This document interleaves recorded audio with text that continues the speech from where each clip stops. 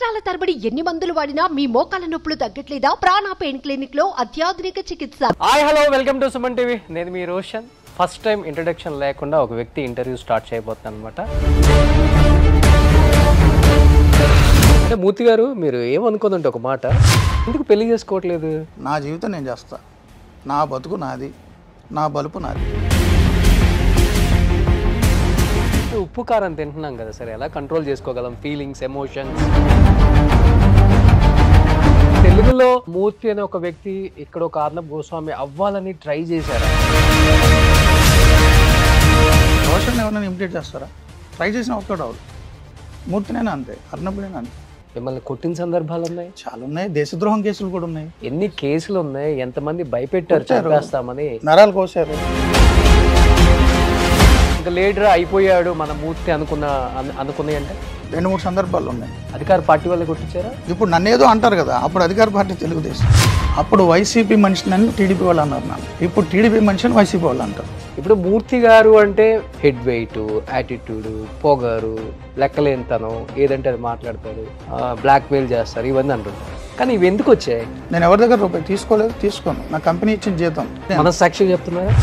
నేను ఎవరి దగ్గర రూపాయి తీసుకున్నా అని రుజువు చేస్తే బుద్ధుడి విగ్రహానికి ఉరేసి నన్ను చంపేయండి. అంటే ఇంత సక్సెస్ఫుల్ జర్నలిస్ట్గా కెరీర్ని 25 years నుంచి అటు ఇటు కొంచెం కూడా ఇది కాకుండా బ్యాలెన్స్డ్గా వెళ్తున్నారు కదా. ఒకసారిగా డైరెక్టర్గా అనగానే మీ మేనేజ్మెంట్ సైడ్ నుంచి కానీ మిగతా journalist full support.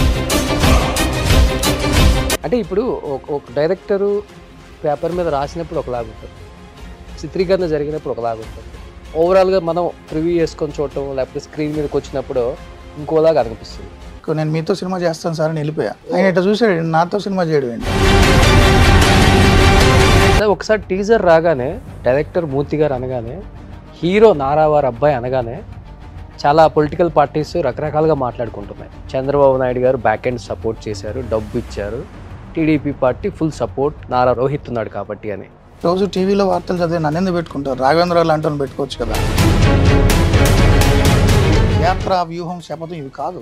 And teaser కూడా మెగాస్టార్ చిరంజీవి గారు లాంచ్ చేశారనుకుంటా.